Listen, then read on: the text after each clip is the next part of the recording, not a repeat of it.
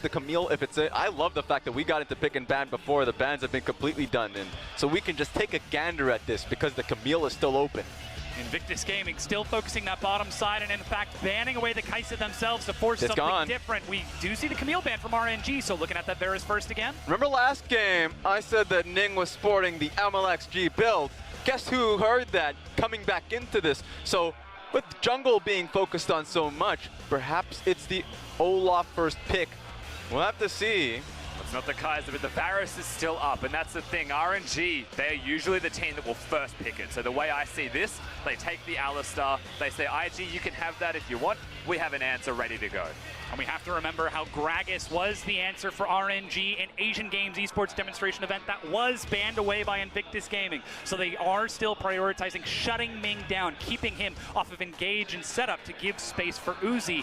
But JackeyLove, as you mentioned, looking at that Varus right away, gonna try to bring it back in Game 5. They're burning down the time just thinking about what Uzi would pick here. No Kai'Sa available to him, no Varus available to him. Tahm Kench gets picked away, and usually the pick into the Alistar is the Braum. If they get a Braum here, we might see an opportunity for a Vayne pick. The Braum pick could be big for them for certain. It depends on where they want to prioritize their support. They know that the Alistar is locked in, so they don't need to reveal the support yet. They prioritize their jungler. They prioritize Ning getting his Taliyah. Now the big thing with this Varus, 100% of the playoffs games banned or picked away from JackeyLove. Hasn't been given the choice at all, and for good reason. It's his most comfortable champion of choice. I feel like RNG may ash into it and kind of repeat what we saw before, but they have the answers ready if they want them. Xayah could also be a very strong answer. Excellent wave clear, great chase potential, and plenty of survivability. The timer runs down, and it is locked in. Again, bottom lane focus from Royal Never Give Up. And the Ryze follow-up. Xiaohu coming strong in Game 5. There we have it. I mean, if any questions were coming through about what the pick would be, Ryze locked in blind. Doesn't matter if Rookie is going towards the Vel'Koz. In fact, they do it last. So they force them to either pick the Braum, Vel'Koz, or one of them are getting banned in second phase. And I wonder if they consider flexing that to Let Me, because that doesn't seem like an RNG thing to do, and not in a Game 5. We have full expectations that that top lane pick will be a tank. Maybe an Ornn, maybe a Sion, something of those likes that can contribute to the team fighting. So RNG can play front to back, can scale to the late game, and can hit that big moment perfectly. IG are the ones who play the carries, but anything is possible for Let Me lately. And now we're looking at what MLXG can bring, as it's a double jungle ban from Invictus Gaming. Coming in to try and save RNG from a reverse sweep against IG. What has he got in his bag of tricks? Now, we've seen a few special picks from MLXG during the regular season. The Lethal Tempo Nocturne is what he came out with not so long ago, and everyone else just started, piling on in with that. Olaf is still there. We've been echoing that.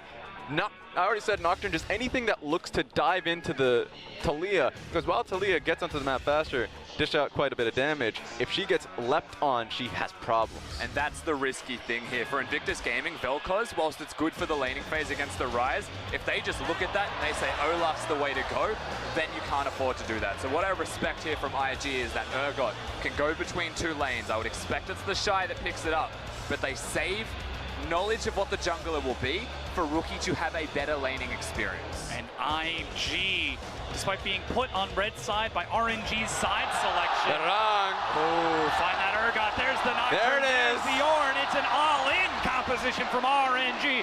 Chips on the table, boys. What have you got? Nocturne was his pick in the summer split. And so for me, what we want to see is Ning get out early. Track the Nocturne early. You need deep rewards in that jungle, or he's going to hop on you level 6. But I really want to know what Rookie's going here. The Vel'Koz could work. The Zoe has been popping off on. The Chase is what he's going to switch to at the last second. The Urgot and the Jace can go between both lanes, so it's entirely up to them as to where they would like to put it. Rookie with the carry pants on, but picking an early and mid-game type of champion means they want to do this early. Invictus Gaming returning to the style that has been so strong for them. Lane Kingdom. Since Worlds last year, they have been wrecking teams, and though they didn't get to show up on the international stage, everyone knows who they are. They have become household names, but they have yet to claim a title in the LPL. Now they stand before Royal Never Give Up, one of the strongest teams in the world, in Game 5. And I feel like that Invictus Gaming learned a few lessons when they went up against JDG in a Game 5 setting, because that was a scrappy one. And this game almost forces you to do that. IG, Rookie, Ning, Taliyah, and Jace, that's what they want. They're going to be forcing the Nocturne out early. If he comes out early for a fight, he may not be able to come back alive. And the stage could not be more set right now. RNG looking to continue their run of dominance. IG ready to unseat the Kings. Coming into a Game 5 with comfortable champions, with strong champions across the board. The styles, we know what they are for these teams. And when you watch them collide on the Rift, you know exactly what you're in for. But it's absolutely brilliant either way. Just one game is what he gets in the finals. And he needs to be able to make it count. Clutch is what Frost said on the desk, and that's the chance that he has. The gold medalist himself, MLXG. This is the roster that defeated the best team that Korea could offer. This currently is the best team in the world. And Invictus Gaming are neck and neck with them. Speaking to the strength of the LPL, to the power that we bring, it all comes down to this. One final game.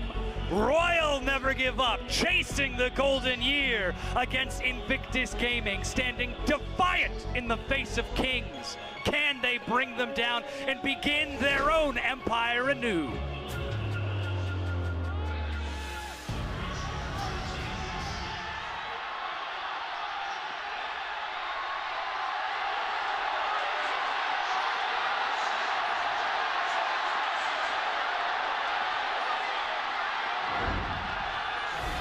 The roar from the crowd says it all as we get into this 5th game. We don't need the silver scrapes here.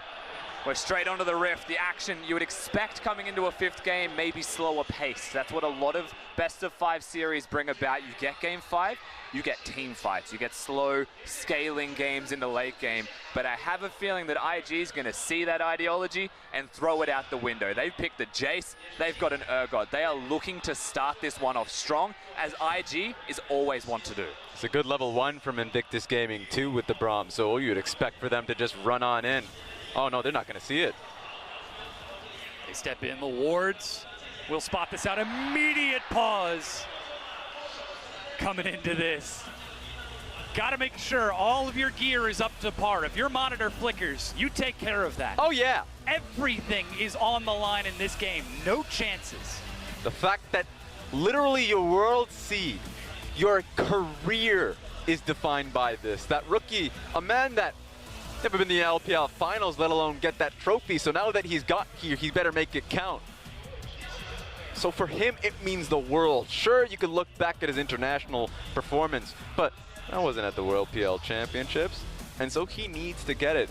So if it's Invictus Gaming, and if he so much as hears, my mouse isn't clicking right, he's pressing pause right quick. He's going right in. He's slamming that. I mean, you know the state of the world right now. You want RNG versus KT in the finals. That's the matchup you're after.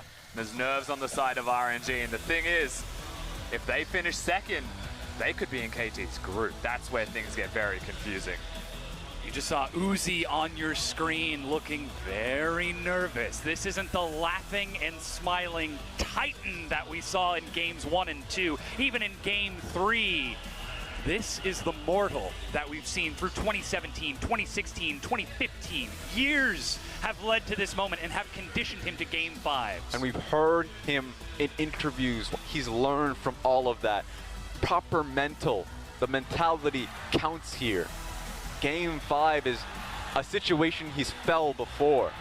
A lot of the times when he's been in the finals, yeah, great, he's been in the finals so many times, but it's only this year that he's constantly clutching it in with Game 5. The victories, being able to hold the trophy, he doesn't want it to slip back. But he does know what it takes to be victorious. When you look at his opponents in Invictus Gaming, they do not. They haven't made it to the finals, into a Game 5, and won that Game 5. They were lucky to get here. They played very well, but it was a scrappy game against JD Gaming in the semi-finals. But now they're here. They pushed RNG to the limits. Can IG continue the Game 5 trajectory, or will they be able to calm down and play their style? We've got to question the momentum coming into this. Obviously, Invictus Gaming chasing the reverse sweep against Royal Never Give Up, feeling the fire, but this pause certainly is going to put a damper on things. And we do have a quick update for you. We do have an equipment issue for one of our players. We're getting that resolved as quickly as possible, and then we're going to be getting back into game. It's that mouse, man. Rookie doesn't want to hear that mouse issue. That being said, it is important to remain calm in this situation. For Invictus Gaming, 100%, because they're the ones that are pushing in and invade. They don't know that that ward's been placed, so for them, with the communication being so heavy, to look for the kill, to look for that information. We're about to come in, and we get to see more about that. We've loaded back onto the Rift. There's the invade.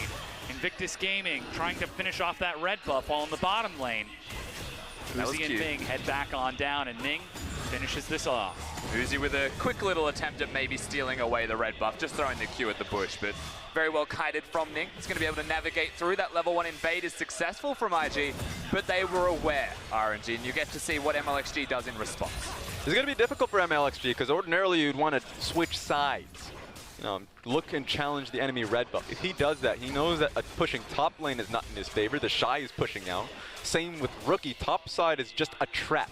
MLXG has to just take that L. He can't look for that invade. Now he's looking at the Scuttle Crab. We'll see where he heads next, because there is a ward spotting him at the blue buff and another ward at the red buff entrance. Yeah. So this part is the known information. He can definitely take the Scuttle. Ning will be on the bottom side of the map. It's where he goes past that. It may actually just be Gromp and back, or Gromp Raptors do a full clear and recall, depending on where he wants to go. But during all of this time, you know full well that Ning can do the same thing and get a red buff on top. Look at the lane kingdom from Invictus Gaming. Bottom lane pushes, mid lane pushes, top lane pushes, and they've got vision of the jungle for MLXG. That was a great trade back by Xiaohu. But remember, if you look at the inspiration tree pickup from Rookie, he's still sustaining out quite a bit, and he's going to be getting the biscuits rather soon. So while it's a great trade, I mean, he's still doing well for himself. It's also a refillable potion for the Rise, so that's not a winning trade if ever you go even against a corrupting potion. So as it stands, Rookie still maintains control, still does his role as a mid laner for the team of IG. RNG, they can't control the mid lane until they get the mana stacked up for the Rise as a Jace, pushes much more successfully. IG playing towards that mid-game composition, have to make something happen in this early game, in this mid-game to break the game open. So far, Ning has got his pick of the litter, all 3 lanes pushing in and coming up with an early advantage. We'll see where he decides to head, as MLXG not going for that Raptor camp before turning towards Krug next. He was able to pick it up. That being said, the fact that Ning is going to get his own Krug, he's going to complete with his own Raptor camp. Ning is going to be in a really good position experience-wise, because he triple buffed him and now he's just taking the most valuable camps on the map. So MLXG is going to be behind in level, already is. And so when it's Ning that reaches level 6 and he looks down the bottom lane, that's a play waiting to happen, and MLXG needs to be faster or try and find a way to keep his bottom lane protected if that comes down. Currently a full camp down on that red. It's the Shy happy to take the Urgot into tank matchup. It's a hard line. Xiaohu's really slow to knock back Rookie. No hesitation, but Xiaohu holds on to the Rune Prison and walks away. The empowered Rune Prison too, so there is no way out there from not Ning. So there we have it. Rookie gets a way out, but he used his summoner for that. So that's going to be a repeat gank coming. Yeah, the phase rush was super clutch there, however, and keep your eyes on that phase rush for Xiaohu for any forthcoming ganks as well. That is very handy for navigating around a Taliyah. Now, Taliyah does have flash, so in terms of the 2v2, you may still see them go for that play, but this is also where MLXG gets a sniff.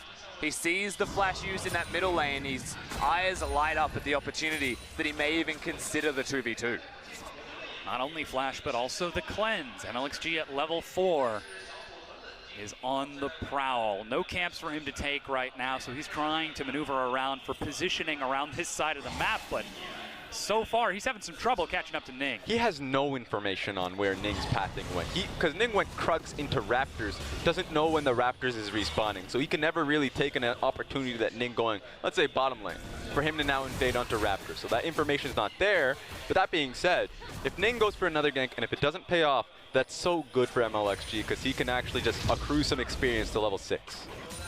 Now this wave is pushing in and Ning is on this side of the map. He's only level 5, so doesn't have Weaver's Wall, but as the wave starts to crash, that dive starts to look a little bit more enticing. The Ward will spot this out. Ning with an early sweeper, finally clears out some of this vision of RNG. Yeah, that does mean, though, we're looking towards a level 6 breakpoint as the big first thing. Now, I will say that mid laners at level 6 get nothing really from it in terms of damage output. It's just a playmaking ability for the Ryze. Nocturne is big for level 6. Let Me is massive for level 6. And there's a chance that either Let Me comes down or they even consider going to his lane with the roaming capabilities that they have. And note that RNG, if they ever get one of their side lanes going or solo laners going, 1-3-1's a viable strategy for this composition. They need to make it to that point, though, and right now the lane kingdom from IG is holding strong. Uzi finally gets a chance to push back against JackeyLove, and Baolan reclaiming control of the lane with an earlier recall. That means JackeyLove will have more effective items as he makes his way back in with a teleport. And it is Vamp Scepter boots. So once again, JackeyLove taking the safe approach in lane, whereas Uzi clearly going the aggressive. Yeah, he has to go towards a Blade of the Rune King, so having the Vamp Scepter and then doubling down, putting down the Control Ward is what I like. So extra movement speed, extra Control Ward, sets up for Ning a little bit better because he's been trying to find a gank access to the bottom lane and the wards are getting a little bit annoying. So he may be able to actually look for a gank in the bottom lane now. Now level 6 is taken by Ming. First. Yeah. Blue buff is currently being pinged out. Ning is trying to scout out where is this going? What is happening? What is the play? Mid Looks lane like it could be mid lane. like it. That's for certain. Jace, no flash. He's about to get gifted the blue buff, I would expect. Ooh. If it doesn't reset. No, we're going to just get it. Oh, no. Rookie was on the way, but just a little bit too late. They're still staying for this, though, but there's a lot of worked ground. But 4 members of IG are here. But let's call it a blessing in disguise, because we add how many seconds to Rookie not being mid lane, where there was a Nocturne and an Alistar waiting. Now Alistar goes mid lane, the play's diffused. They were going to drop ship him in with the Ryze. Now Ning is looking to chase up onto Let Me. Call of the Forge God is ready, but this is a long road. Managed to get the knock up, but gets pinned into place. That's the Fear Beyond Death. Levy's low. The Shy is looking for some damage. He's running deep into enemy territory. Flashes over the wall. He's buying time right now. The teleport out of this. No disdain for the Shy. Ning with the shove. No! First blood, Invictus Gaming. So close to getting the teleport out. There was no flick available as well for Ning. He doesn't even get that off. It's purely damage, and they get the kill. He used his flash too to get in range. So close to make it happen. I was about to call him a Frenchman. I was trying to call him Soaz on that one. He was so close. But IG collapse and slow Let Me down on that Ornn in the top lane. The Shy gets the chance to push and no teleport. Means a lot of minions missed, but luckily it is a cannon wave. And MLXG, good guy, is there to soak the experience in gold in the meanwhile. But now IG know where that Nocturne is. They know that he's level 7, and they know that he's going to be on the prowl. Going to be the most important one. That's why you're seeing a little bit more control wards starting to get picked up from MLXG. Now we get some time to really think about that, thankfully. Because that play you would think would open up the top side of the map a little bit more. But remember, with MLXG being in the top side of the map, level 7, just trying to look for an ulti. I mean, he hasn't been able to get the range in both mid or bottom lane. Top lane's a start. It's a start. Ornn can set you up. Just use his ultimate, so he can't do it too soon. Yeah. But I would love to see it. Definitely possible for them as well, moving forwards. You've got the Ryze, of course, that can go towards there.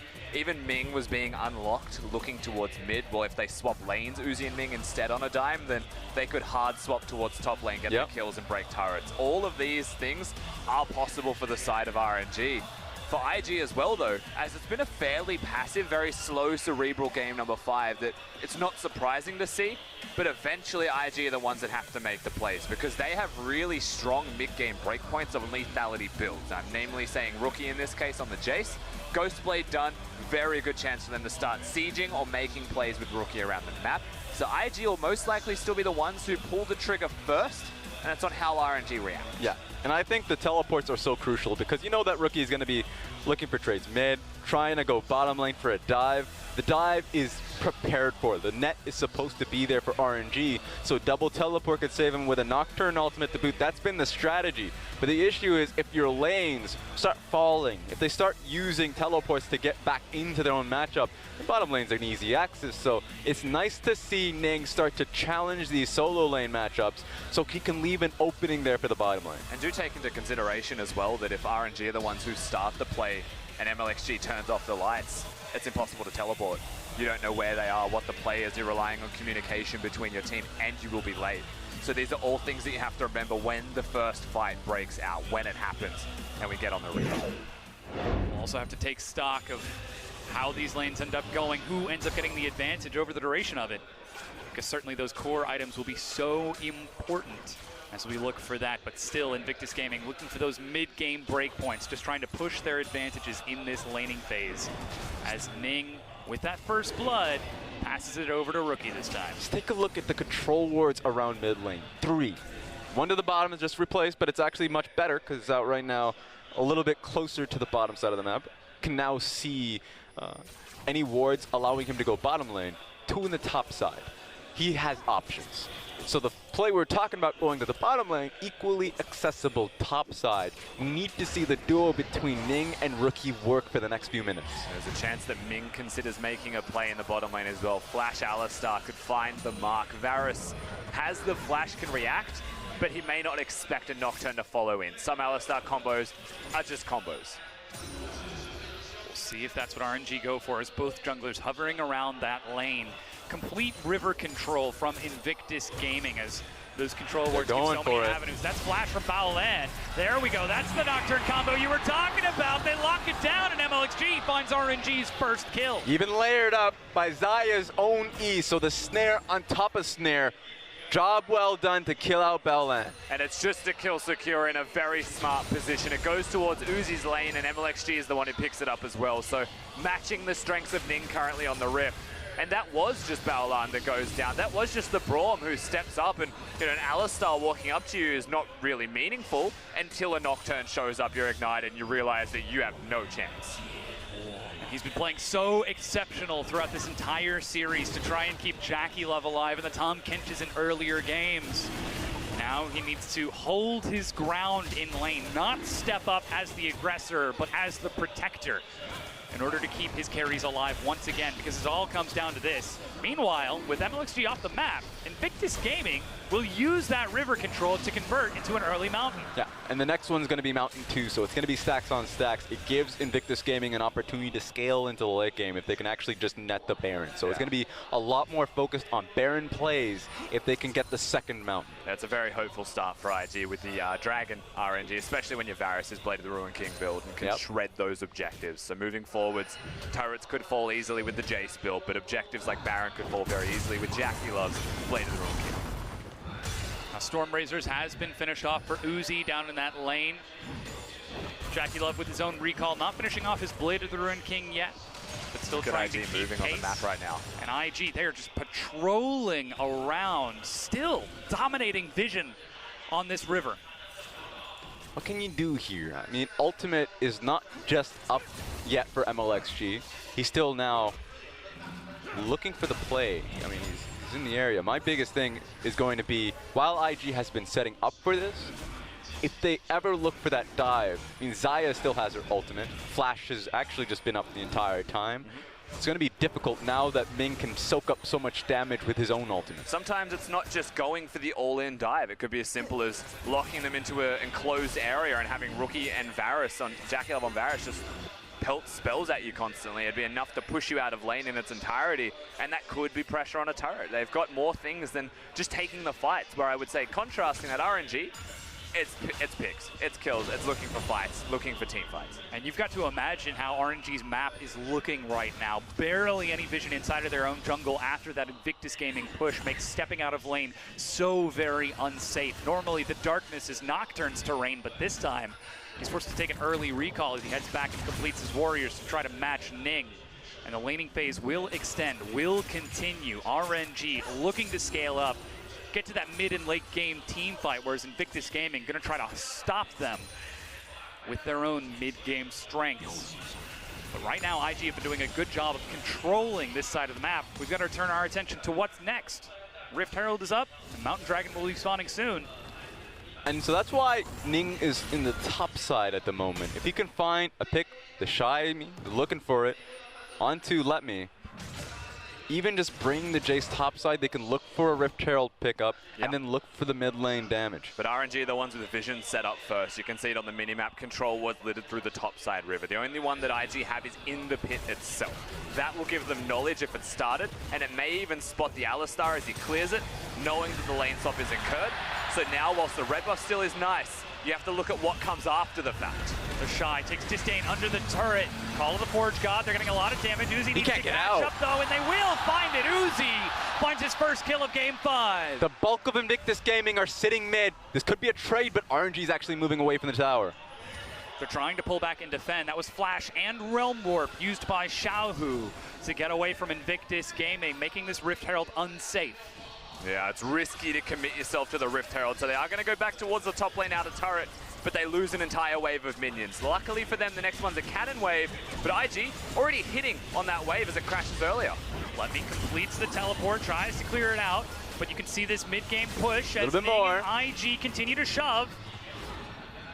The minion wave is cleared in time as Piercing Arrow is completed, and the Shy teleports back top to stop Rookie, but IG are still holding their ground mid. That means it's one more wave for IG if they can threaten mid. You need Xiaohu, Let Me, and MLXG to team up as three, but they're all Change of going corruption, for they it. got Xiaohu. Jackie Love finds it. Let Me tries to leap to his aid, but gets flung over the wall and will die.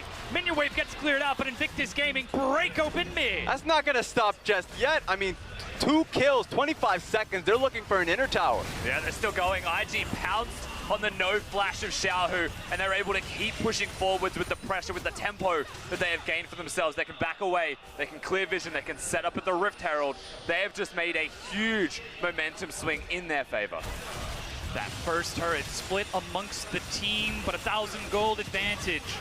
As for they move to the Rift Herald, and there's no way RNG can approach even the river safely as Rookie finishes off his blue buff. Invictus Gaming, once again in Game 5, find themselves with an early lead. Let's take a look at this, because RNG didn't expect it. Ryze comes up, gets picked immediately. This was just fun. I mean, get flinged over the wall, so there's no way out. They knew that Uzi was topside. He was rotating if they had committed to the tower, but he didn't expect them to just all in that quickly. And the conscious choice from Xiaohu was to step up. He thought he'd be able to clear the wave without being caught out of position, but he's against the Varus, and Jackie Love pulls the trigger with no hesitation, and suddenly Xiaohu wishing he didn't step up to clear that wave without the flash available. And the way that Jackie Love used the Chains of Corruption immediately after the auto attack, as if he was still in the auto lock animation from having such base low attack speed, baiting Xiaohu forward with that. There's a reason this champion has been 100% pick and ban for IG for so long. Showing some real big comfort here, but now we see ourselves in the 1-3-1 for Invictus Gaming. Trying to buy more opportunities for Ning to look for split push. For me, what that means for Invictus Gaming, sending Jackie Love mid and having Ning rotate that, a lot of protection for them. Allows the deeper vision from Ning to actually be in place around Raptors, but then second Dragon, they're actually going forward immediately. Yeah, and hitting this one straight away, Mountain number 2 is huge. RNG, they've got vision. MLXG at the very least could come in and try and steal if he wants, but he might just throw the Q. It's in. There's the paranoia. Does he decide to take it? He does. The Realm Warp, the target is Jackie Love, lands the fear. Ning going low. Chains of Corruption misses. Xiaohu and Uzi still firing. They get the damage onto Ning. Jackie Love sidesteps the knockup, but the wall blocks it. Jackie Love still firing. Uzi chases him down and gets himself the kill. Uzi with the double. Rookie forced to run as the arrows miss. The flash exhaust, and Uzi wants it. Uzi will get it. A triple kill to the Mantle. How fitting is it for Jackie Love versus Uzi to be the finalizing factor? Here we go. They've locked down the Shy. Uzi cannot approach. He's trying to play around the minions. He flashes under the turret. He thought he could get the kill, but with Let Me taking the thumbs up as RNG get the ace. They're way too far from the Shy. It's just taken apart by RNG. The 3 remaining members, Xiaohu over the wall, does so much work. RNG, they get the fight that they needed, and they set themselves up to succeed. Yeah, and on top of that, it was the Ornn ultimate that really split up the fight and allowed Uzi to get the 1v, or at least the 2v2 that he required. This was fun. Jump right in, and it was just such a sectioned off team fight. You can see the 3 members of Invictus Gaming on the bottom lane. You already talked about the Rise damage coming through, or an ultimate, forcing JackeyLove back, and it was that 1v1 where Uzi was able to net it and come back for the kills. And the craziest thing about that fight is the Baolan, he flashes to block the Ornn ultimate, which gives access to the Feathers, which gives access to Uzi to get his maximum damage combo off and takes down JackeyLove with it. Very tragic stuff here from IG, but really, you look at RNG now, you press tab, and you're like, that's a 4-0-3 Xayah. That is a big Uzi right now. 2 full items and 2 minion waves ahead of JackeyLove right now. The Mad Dog chasing his 2nd crown in the year of the dog. 20 minutes into the game, and Invictus Gaming's momentum has been completely stalled. If that last fight didn't tell you something, GA being picked up by MLXG next means he wants to fight more. The last dragon fight actually going in favor of a little bit 2 dragons now for IG. Makes it easier for Invictus Gaming to push forward, so that means that RNG has to fight back. And they place this in the middle lane when the outer is already gone. They want to charge onto the inner, and they will get that. You can see it's so low that that is a 1 hit onto the turret. Very good from IG. Could have been used on the top lane outer. Could have been something that opened up the entire map, particularly around the Baron. But breaking mid gives so much mid lane priority and vision control in the blue side jungle that you do get a lot for Baron regardless. Yeah. And as well, it gives you bottom side pressure. The next dragon comes up, sure it's a Cloud Dragon. The Elder Dragon comes up, it gives you the opportunity to not just move for the top side pressure, but also then shift vision bot side. So that being said, the immediate attention is the Baron. And it has to be Invictus Gaming that tries to look for a pick with the Varus ultimate. I think Varus ultimate is the key way to look for it. They can't get it off of that just alone. RNG is looking so good with the team fights front to back. I would expect execution-wise, they want to bait and then turn as best they can. Ideally through vision, not actually starting the objective itself, as their tankiness is very limited, I think it's fair to say, for the side of Invictus Gaming. It's so scary for Ning and Baolan to try and deny that vision, to watch for where MLXG is, because there's the trap. They spring it onto Rookie. Stopwatch stalls this out. You can see IG are racing to there, but he goes down. The immediate pause. We want an answer for this one. He wants to know, if everything works out well, because this is a big game changer. For Rookie to die in that situation, so close to the Baron too. If they don't pick it up, they at least have control wards for their own picks. IG would have to be on the back foot in what is already a bad team fight situation. They need the pressure to actually be in a good place, and they're about to lose it all. And it's so smart from RNG so far. They find the Nocturne, they hit level 6, they make a pick. They hit level 11, they make a pick. They use the Rise, they use the Nocturne.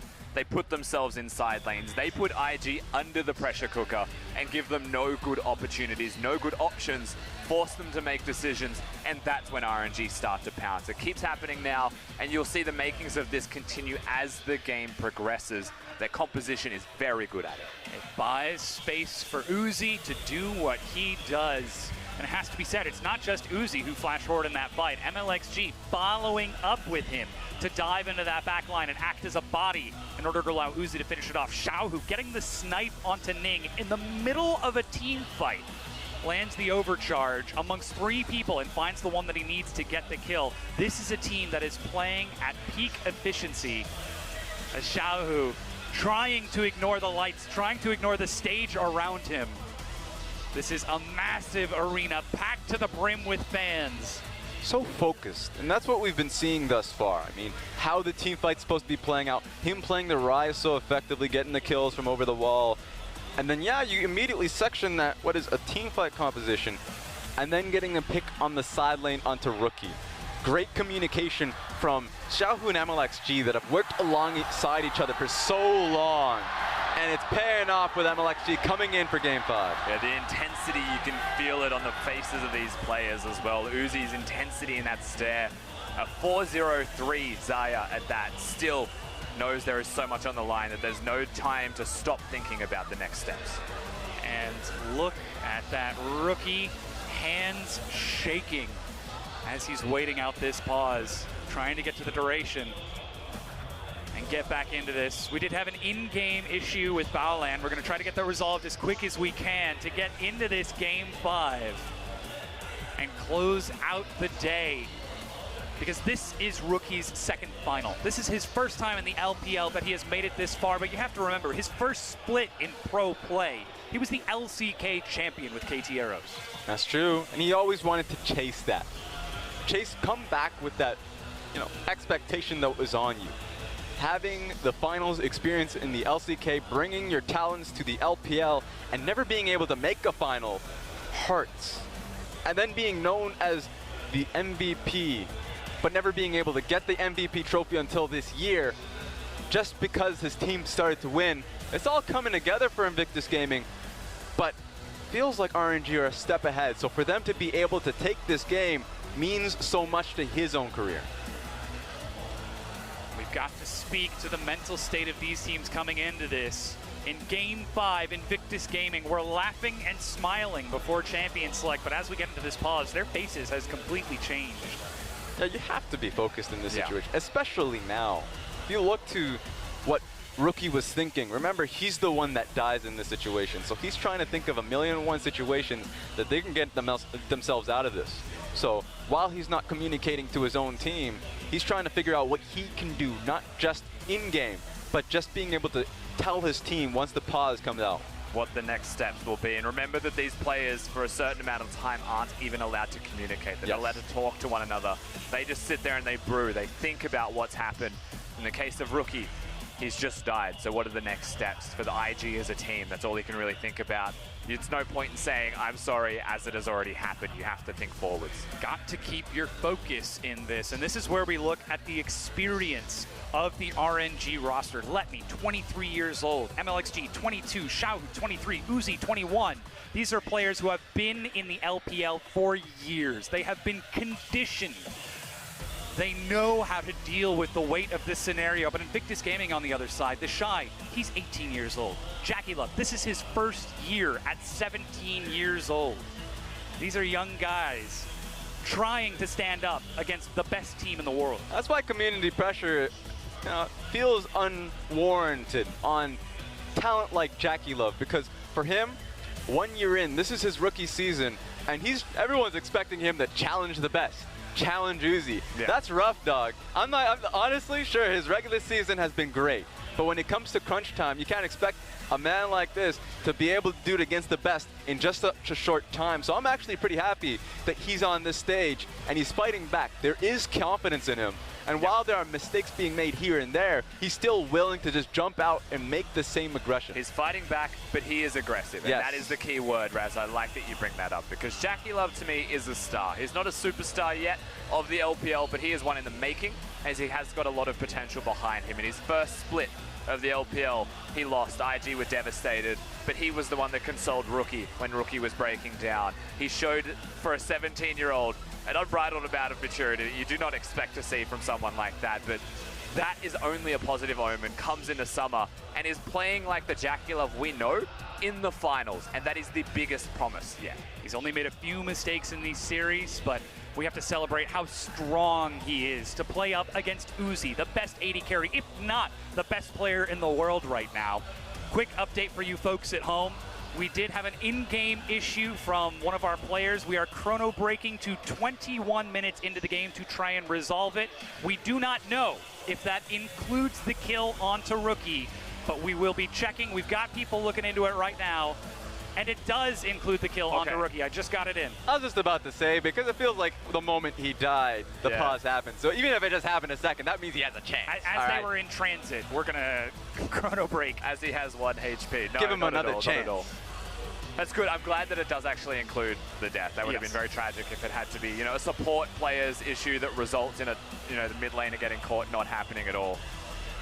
And you can imagine his response the moment he gets back into the rift, just turning around and flashing away to try and put some distance between him and the Nocturne.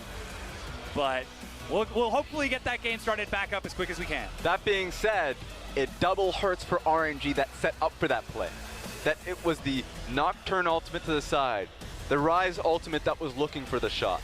And so that all worked because they were hidden.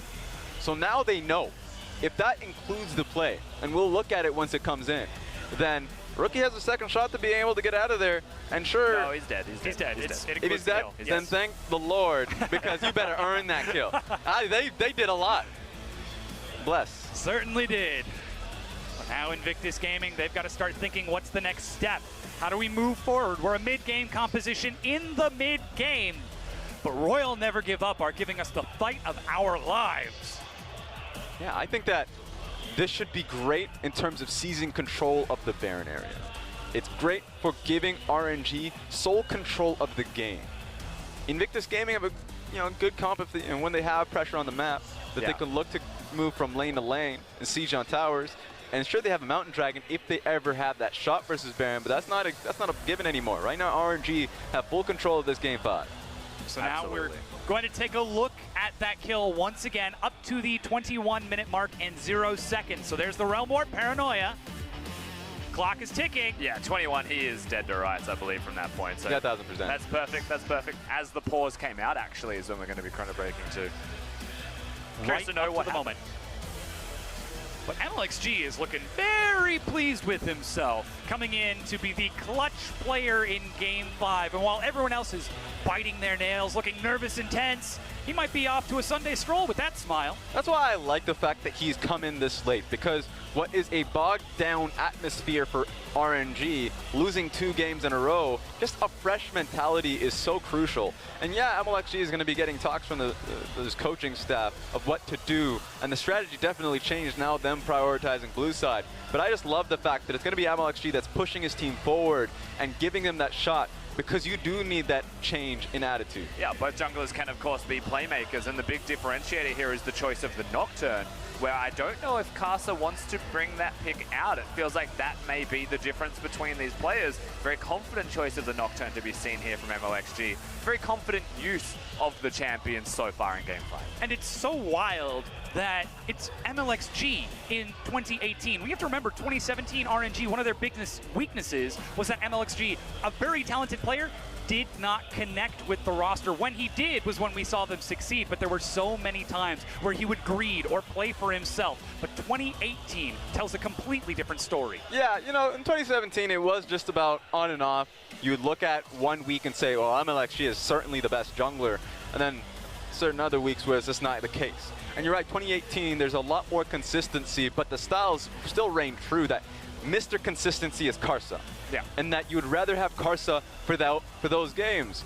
But with MLXG, and you saw that in Asian games, he brought in the extra level of pressure. He comes in and he forces you to make a mistake. So that's why you want to bring in MLXG, not just because, hey, you're bogging down in attitude, but he makes you second guess yourself. And that's what's been happening. Sure, like Nocturne's pretty slow in game, but like he was far behind and he was able to come back by just a change in pressure. And I mean, the curious thing here that we have to wonder is usually MLXG starts in, creates the pressure, forces you into weird situations while Karsa's learning the pathing, learning the steps to success, and then he comes in and wipes the floor with you. Was MLXG doing the same thing? Is he able to work with Heart, come up with the pathing and learn what the successful steps will be for RNG in the early game? Because so far, he lost the early game jungle pathing when you think about it. There was an extra red buff at level 1 that went over to the side of IG, and the jungler didn't really have a massive impact until the level 6 point onwards when he got that 1 ult in the bottom lane. Now we've got a chance to take a look at that dragon fight one more time and see how MLXG kicked things off with that Paranoia to chase it down. The Ryze positioning was so crucial because, JackeyLove and the rest of them had to go down the bot side if they wanted to be able to get to safety. But they had to re-engage because JackeyLove and Baolan were in such a bad position. So I thought, you know what? Invictus Gaming put in 110% so they can secure the dragon, but MLXG didn't care about the steal. He was hovering over the wall so they can secure the fight. And walking away from Rookie, what would have been a guaranteed kill so that he can flash and catch up to Uzi to turn onto JackeyLove. That's the sacrifice. That's the reason that MLXG is here today. That's the same selfless choices we saw him showcase in the Asian Games esports demonstration event. We all know that when RNG play on Summoner's Rift, then one focal point that they have is Uzi in his decision making, and he does have a big say in the team, with the team fighting, with the shot calling, with all of that. He knows what he's doing, and a lot of people say that he's almost mechanical, he's inhuman. No one can be as smart as he is, even through laning, but he knows when to make the correct decisions. He knows the perfect moments to pounce. And so if he says something, you should listen to the call. It looks like the players can finally start talking to each other as the fans continue to cheer them on. Xiaohu was just smiling a moment ago as comms resume. Or at the very least, we're trying to get these issues resolved again. We had an in-game issue in Game 5. We initiated a chrono break to try and reset to 21 minutes just after Rookie had been picked off by MLXG and Xiaohu. And once that is complete, we will be getting back into this Game 5, this deciding match. And we're already 21 minutes into it. Yeah. And the end is in sight. It's been so good for Invictus Gaming in this game in particular up until that point. I felt like bottom lane, while they were not chipping down the tower as you would expect out of the double counter matchup, they were at the very least trying to consistently layer down the pressure to allow Ning an opportunity. So this is what you would expect out of them. They're doing their jobs really early on, and there's a good chance that they can stop the next Baron play. I think that they're going to be on for a little bit longer, and 21 minutes is not a lot of time in terms of death timer. The death timer should be still relatively short for Jace. So yeah, we're at a position where they can clear it back up. And remember, with the double Mountain Dragon that Invictus Gaming have, they're just one miracle play away from being able to get the Baron and have a similar situation in what happened in Game 3. Absolutely. I mean, the thing that you have to remember is they can definitely take the Baron quickly, but Jace is one of those champions that is very reliant on tempo and control. So if he falls behind and it feels like the Jace is now starting to fall behind, as he's a big focal point for RNG, then it becomes a little bit harder to make those plays, you know, to siege, to set up in a lane, and not just expect RNG to come at you with everything that they have and force the 5v5. Because, you know, after this pick, once we get back on, I don't know if RNG would ever consider just hitting the Baron straight away. It's too early. I think we'll have to look and see if maybe if Ryze has the blue buff, they'll consider it, but that's about it. Yeah. Otherwise, they'll just take the pick, maybe threaten the turret. Yeah, I would expect them to just put down better control wards around the Baron so they can come back onto the map at a stronger place. Because Invictus Gaming, you look at the comp as you've mentioned, it's just not there for the 5v5. And so that's just going to be an RNG to start playing this one a little bit more methodically. They can't be making any more rash decisions. And I know that a lot of times MLXG himself talks about himself as a rash jungler, someone that wants to be on the map fighting a little bit more. And he made crucial mistakes in international events, but he's learned from that, and that's been the story of MLXG. He's gotten stronger and stronger, and junglers who's either been behind him, we're talking about Pepper, Karsa, they always just look at his play and marvel at it a little bit. They're like, it's working really well. How do you do what you do? Yeah, it's always it's like, it's not the perfect play, but it works out perfectly. The mind of MLXG works in fabulous ways. It is a very mysterious place to try and understand. Dissecting how MLXG thinks. He's a very aggressive person. He goes for the crazy decisions all the time. And they may be crazy to us, but to him, that's just a play. It's the normal. It's the standard. There's a reason that he's found himself on RNG, because when those plays work off, they do wonders for this team. And he doubles down. He doesn't care about his KDA, much like that Dragon fight. He's willing to sacrifice himself for what is a objectively good fight to take. But now we're zooming back into the Rift. Looks like the issue has been resolved. And there it is, Rookie falling down. Now IG was in rotation to try and defend him. Remember, the stopwatch from Rookie stalled it out. But you can hear the fan chants once again. Nothing actually comes from the kill. So to take stock of the game right now at 21 in, we mentioned it's double Mountain Dragons. IG, in response to Rookie dying, ran to top lane to defend it, which opens up the mid lane, but Ning's already there. So you can tell that there was already a plan. Everyone was thinking through what our next steps will be after Rookie dies. Nothing massive comes from it. And even without communication, Invictus Gaming are able to defend and hold the seed. And at least we get to see what the hell they did afterwards. I mean, at least we got that clemency. We know that they were able to control both mid and top lane. That being said, RNG, the one thing that they get out of this is pushing lane. So wards are the really only big factor. They have base now, which means that they can get control wards and dart back to the top lane. It's going to be a very linear game, because at this point, split pushing is going to put your team at a detriment. not going to mean anything, because if you are not with your team, much like the Shy in the last fight going to the bottom side of the map, you will just lose.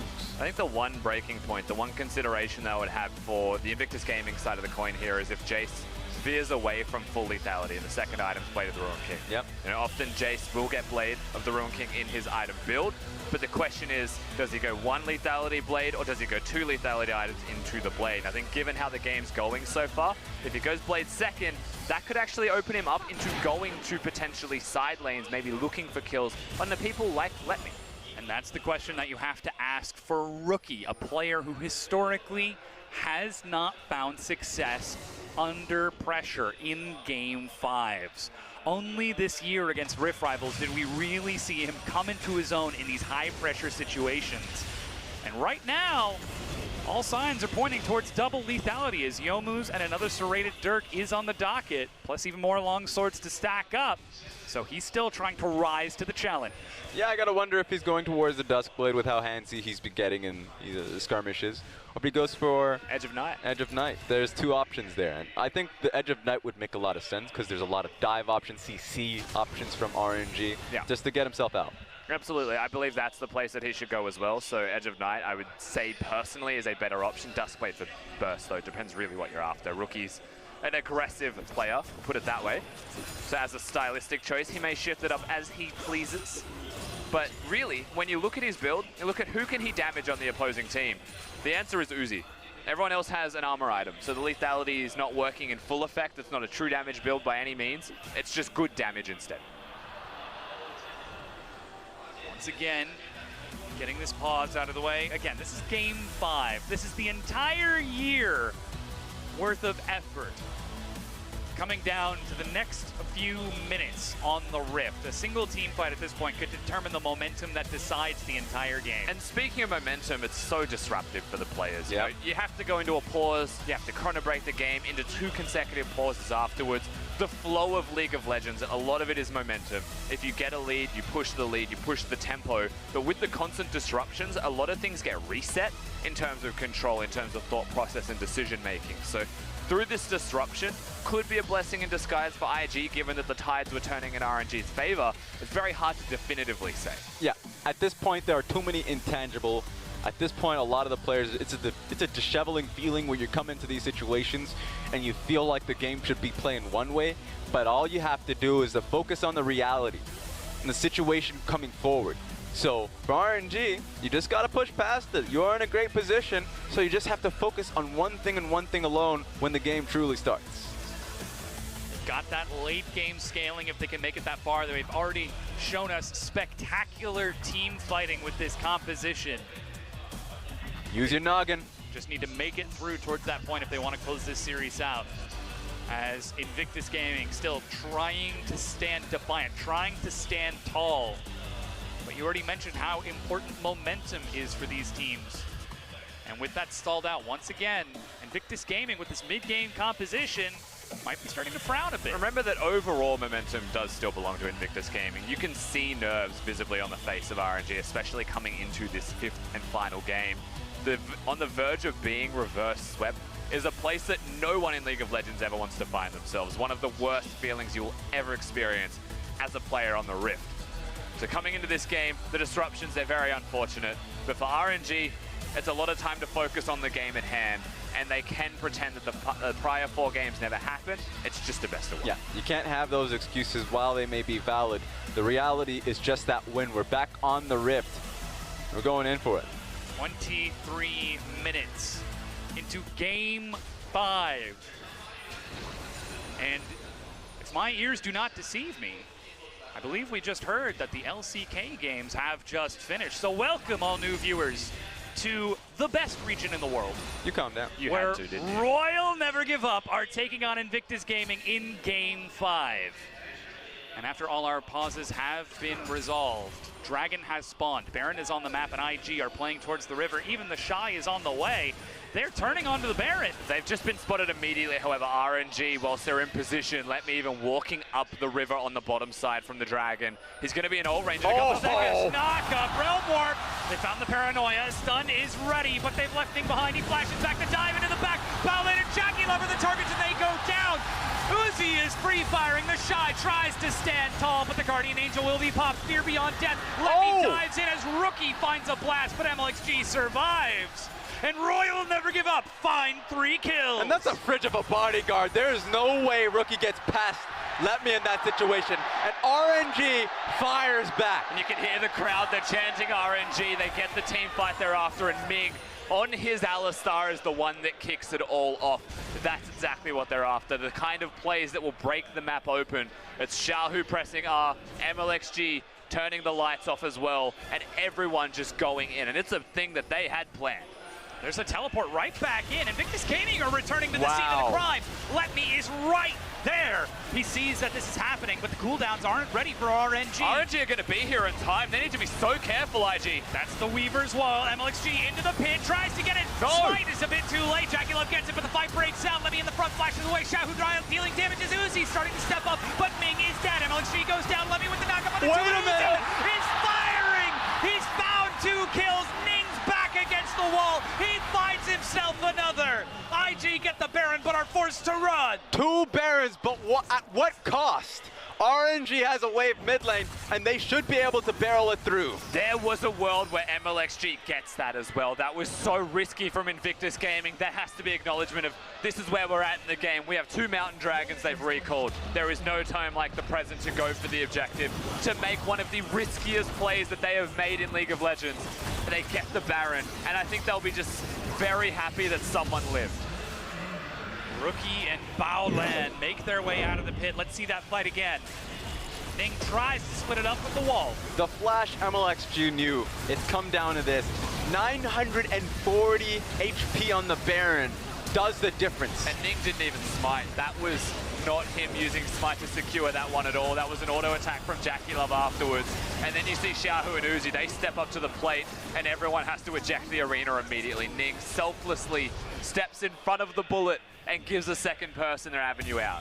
Just feels weird. I mean, for Invictus Gaming, they thought they were winning the fight.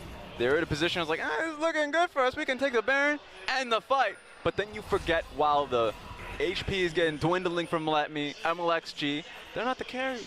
It's Xiaohu and Uzi that come forward from what was essentially the 3-man tanks, the bodyguards that were taking the billets, and they're coming through and they're able to wipe it up. But we've got to look at the trade. Cloud Dragon and 1 turret for RNG, but IG with the Baron buff and a siege composition now are able to set things up. And they also find themselves in a bit of a deficit, but are happy to trade back. Big item spikes now come across the board as well. So they've completed the second lethality in the build. The Duskblade is done.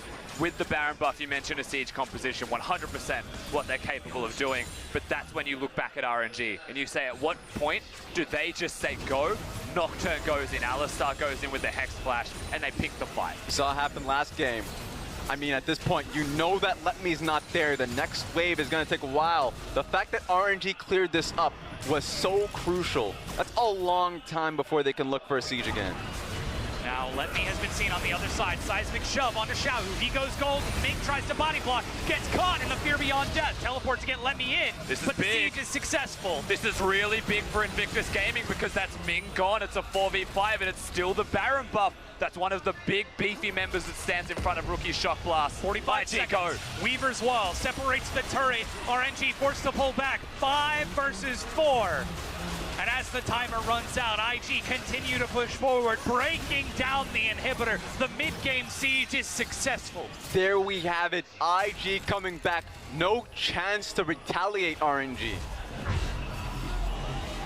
And IG with the risky gambit take the Baron, and just in time, only a single minion wave short of the full duration, break the inhibitor 3 turrets deep. We have our answer. Is the Baron worth losing 3 members and a turret? The answer is definitely yes if you break an inhibitor. 100% worth it because they actually stem the bleeding on top of getting an advantage. That's brilliant from Invictus Gaming. but it was brilliant off the back of a 50-50 smite, so they couldn't have made it more risky for themselves. But here we are, they've done the hard part. 3 50-50 smites in a matter of days, and IG just keeps coming out ahead. Throughout the regular season, they only lost 1 50-50 smite. They only got robbed of 1 Baron, and that was against Carson in the regular season. So for them to be so confident in these situations, they don't do it often, but when it happens, it counts. And I say they've done the hard part. I am absolutely lying because they haven't killed Uzi yet. I can't trust you. 6-0-7 right now. Yep. If you want to win this game, you've still got one big raid boss left in front of you, and he will not go down without a fight. But that's the poke and the piercing arrow. Stop He's it. taken to the sky. Seismic shove flashes away, but he's already used everything defensively. Baolan steps up, builds the wall. Lemmy does as well. Uzi with the late cleanse walks it back to Shy. Looking to chase. Uzi still alive, but they managed to drop down Lemmy. Ming separated. The tanks are dead. Ming flashing over the wall, finally dies to Jackie. 2 necessary kills, 40 seconds on Let Me and Ming. This is tragic for RNG. And no Baron, no problem Invictus Gaming. With the tanks gone, this is so easy to get access. Nocturne cannot afford to step up, but someone has to. Something has to give, or IG will just slowly win this game out. This could be it. They're pushing onto the inhibitor, and there's a massive minion wave building up top. As 5, they continue to siege. Uzi dodging everything for his life. It can't be. MLXG has ulti. You have Uzi still alive with Xiaohu. They have all the right members to take the fight. With Ning not having HP, it's not that easy, man. Invictus Gaming have to have one more fight in them. They can siege, but they can't dive as effectively. You get to see the fight here again, and it starts with Oh my God, burst stop it. from Stop Varus it. as well. Rookie's the one who starts it off. And as the fight happens, look at the Shy, because he has so much control. He bodies out Uzi with no summoners, with no capabilities to get in, and doesn't die. During all of this time, Varus, Blade of the Ruined King build, remember that, shreds tanks, and that's what they're after. Gargoyle Stone Plate on him, as you mentioned, just jumping through. Why not pause it? Sepiamo, what's happening? At this point, it's looking so good for IG. The Shy, a team fighter, coming in. That was insane. I mean, you said they had to get through the raid boss. They were definitely hitting them. There's no HP coming right back. That was the most fragile raid boss I've ever seen. He doesn't have the range, and that's the problem. But Raz, this raid boss has an enrage mechanic. Yeah. They're getting dangerously close to that threshold. Uzi knows, you can see it on his face, it was his mistake in getting hit that cost his team so much. But now he gets the chance to reset once again as we find ourselves in our next pause. It's quite simple, he steps up 1 second too soon. He steps up before the tank line can be there to soak damage for him, and it means that he cannot clear the waves, and that's all it takes. We've said this about RNG. If you make a single mistake, Uzi pounces. RNG win team fights, RNG win games, and even an entire tournament. But IG are proving that they can do the same thing right now in this 5th game. If one person makes a mistake, and it just so happens to be Uzi in this case, they capitalize on you. That's a turret, that's a second inhibitor that just went down. 3 turrets back to back through that side of the map. Invictus Gaming with the mid-game siege composition are able to swing momentum back with one of the riskiest Baron fights we have ever seen against Royal Never Give Up, trade 3 kills, and reclaim control after RNG were winning fight after fight, finding pick after pick. Yeah, they knew that time was against them, so that was so crucial to get back into it. That being said, you can never sleep against the Rise. When you know you have double inhibitor, but you still have to get the job down straight down the mid lane. And so we've seen how creative Xiaohu's been on the Rise pick, sending people down in the flank, and it could be Ornn. So you have to be ready for that fight. Yeah, here we go. I mean, we've seen it too often. Yep, RNG are the team that does this. If they get Rise, very creative use of it, like you mentioned. Alistar is a big pick for them. They have drop shipped. Even week 1 of this split, I remember seeing it. Alistar gets dropped in, Ming gets dropped into the back lines and just causes havoc. On that very powerful Alistar in this game 5. Are we in? As we're getting back in, the pause resumes. 30 minutes in, 2 inhibs down, 3 turrets remaining for Royal Never Give Up. But they have hit their stride. They have the ability to team fight. And they could well be 1 team fight loss away from being reverse swept in the finals. RNG's run the Golden Road the whole way. If they could get themselves to the finals, they'd be looking at Worlds saying, you're next. IG have said, not yet. Got to keep your eyes on the opponent in front of you instead of looking towards that horizon.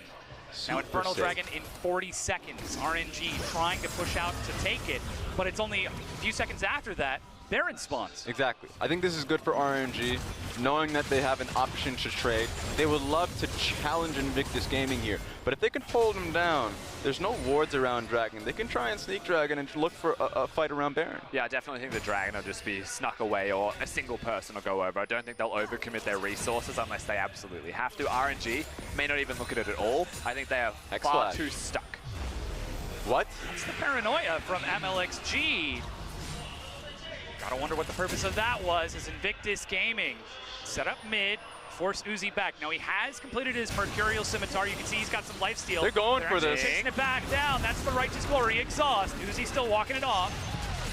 They forced them to run away at full speed. Baron is up in 3 seconds. They saw Xiaohu bottom. Look at the super minions in top lane as well. They are so poised. Yes. Weaver's Wall, but Let Me opens up a path. RNG trying to catch up, but it's double mountain for Invictus Gaming. 7,000 health. There's no paranoia. MLXG tries to go in, but it's picked up. They've got the knockup. Uzi's kiting it out. Calling the Forge God for Let Me as he gets a good knockup. It's only onto one. They're trying to keep the Shy off Uzi. He's got no flash. The front line goes in. Ming will be the first to fall in this fight. Jackie Love is chasing it down. No way. Super minions are on the Nexus, but Uzi is chasing it down. He's still firing. I cannot believe it. Finally batted against the wall. He dies as RNG. The fight is chaos, but they are coming up even in this. Still, they take the fight and Baoland goes down. RNG still alive. But the game's not over yet. Super minions are pushing towards the Nexus. Baoland is just buying time. Let Me wasn't recalling. Finally, he's making his way back, but that's enough time for Xiaohu to walk it off. Super minions finish off the Nexus turrets. I hate to be the bearer of bad news, RNG. Last game is a good indicator of what's possible.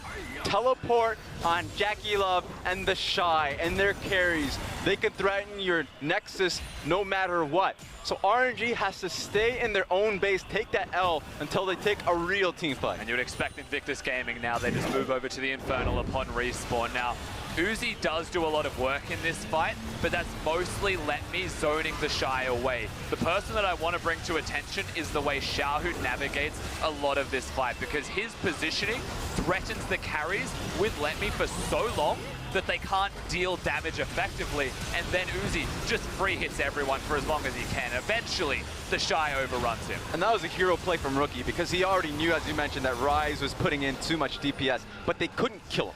Not enough members there. But if he flashes forward to net the lethal damage on Uzi, Uzi would die, and your team fight chances would be a little bit better.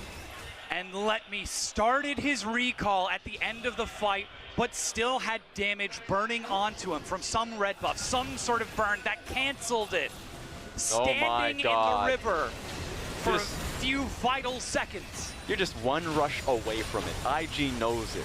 And they'll just be thankful that the Ryze belongs to RNG. Because if that was an IG site, we all know what they would be thinking right now. IG have a siege composition. The inhibs are coming up very soon as well. Maybe 1 or 2 more waves in the bottom lane of Super's left. You can see they're trying to pressure. They want the side waves to work towards them, but RNG have already set them up. IG have 1 lane to work with. Even a Zerat portal to keep RNG locked into their base. 1 auto left. Uzi cannot walk up to this. If he takes too much damage, he goes down. MLXG hovering in the wings. He's got Paranoia ready. Level 16. Jackie Love steps forward as the inhibitor is about to respawn. This is the last super minion, but with Baron for 45 seconds. That's the Weaver's Wall. No Alistar. Ming has been split off. That's the tank. That's the support. Ming's flank is massive, though. If they commit to walking forwards, IG, they get caught out of position. Look at MLXG waiting patiently as well at the mid lane turret. IG need to back away. They need to respect that they haven't set up a side lane. They haven't set up multiple minion waves. Yeah, they need to be calmed down. Top lane wave is strong for RNG, and the mid lane tower is still up. So at this point in time, playing a little bit too quickly, they thought they could have gotten it 1 fight away, but RNG standing firm. Invictus Gaming stand at the precipice of closing this series out. 10 turrets down, and it's only a 2,000 gold lead with a 7 turret advantage for IG. Uzi nearly at 6 items, 4 items on Xiaohu. MLXG trying to match with 3 of his own. Can Invictus Gaming do it? Can they forge their own fate? That's the thing, you got to go through Uzi, you've got to go through Xiaohu, and Xiaohu is really feeling himself. You ever see his player camera come up, there is a intensity in that man's face that is unrivaled by anyone. He is so prepared to get that miracle fight, and they do require something special, but the goal difference is only 3,000. IG have control of the map, yes, but RNG are still strong. They are still well equipped to fight, and if you take a regular front-to-back 5v5, I think RNG would still come out on top in that. Remember, Sterix Gage is actually on MLXG, so the pickup is crucial. He stays alive a little bit longer. He can threaten the back lane a little bit more. With Xiao, who is already doing it, that might be enough space to really count. So you're right. Team fight's there for RNG. It's been there for some time. It's just that Invictus Gaming have been finding really good poke on them. Now it's all about Uzi dodging that poke. 6-item Xayah, 36 minutes into the game. Invictus Gaming, they have transitioned out of that mid-game, and now the baton passes from Rookie and Ning, hard carrying in that mid-game to JackeyLove. Can he shred through the tanks fast enough? But RNG, they've got a moment. They've got the map opened for them in its entirety. Inhibs are up. They've got mid lane. They've been able to step up with a more aggressive stance on the map as well. A one-team fight in this area of the map could end the game. Here we go. He's on the flank with Call of the Forge. Got immediately gets soaked with the Realm Ward. Ming's coming in from the side. Uzi walks it in, dives into the back, but they reset the position, killing Baolan. Now the Shy, pinned against the wall, is snared. Shock blast, but the rest of IG cannot chase. They have to leave the Shy. They have to lose the fight. But they know what matters here. RNG are just going to run through the mid lane. Ultimate from Taliyah holds it firm. The rest of IG have one focus left. And look at Rookie, he's trying to dodge through this vision. He could be looking for the back door, but Letme is on his case. It's just buying time. If they're lucky, they'll get an inhib in the top side. You'll see Letme stop this right now. But IG, they've cleared a lot of the minions, and they are just holding on for their lives. As teleports are used, they really want to kill Rookie now. They're really chasing him down. Uzi is looking for it, but Rookie is running for his life. Oh, The no. hero play. It's a cleanse. He's trying to get out. The GA flash. Daggers misses. The cleanse. The speed. Is it enough? Searing charge. And Rookie goes down. Ming, meanwhile, fights JackeyLove. No, it's chaos for Invictus Gaming as they are falling apart. Flash over the wall. JackeyLove stands proud. JackeyLove. Oh my God! I cannot believe it! Xiaohu looking for another kill. Ning goes down. JackeyLove to the GA. Goes down. Royal never give up. It's done it. RNG might have just won the game. They've got 40 seconds. So many dead. Just the Shy left. It requires a miracle to stay in it. There's no way he teleports to go back in there. Too much to deal with. The Shy, one man against an army, one man against all of China. Cannot hold his ground. He dies. And RNG today, they sat down as players. But after this, they will rise as kings. Long may they reign. Royal never give up. Or your 2018 LPL champions.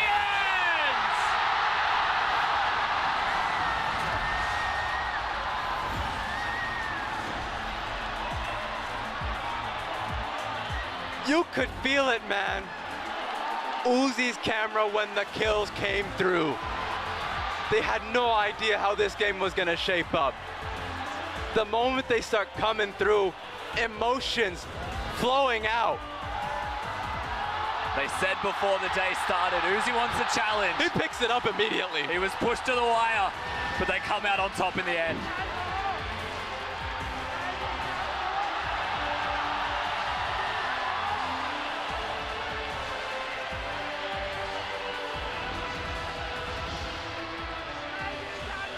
Royal will never give up.